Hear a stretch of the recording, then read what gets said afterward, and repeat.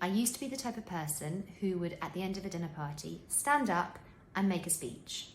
I probably was tunked up on red wine, and I'm sure all my friends were watching on, rolling their eyes, but I just felt like what I had to say was of value, so I stood up and raised a glass and said it anyway.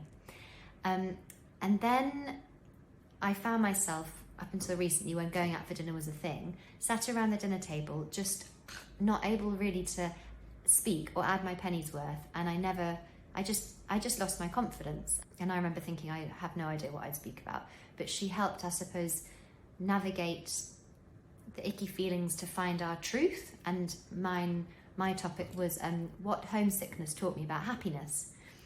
And off the back of the course, I have started to make cookery videos, because I realised that I do have some stuff to say that's of value, and I do actually know quite a lot about cooking. And it's just been really, really fun making the little videos, and I'll start posting them.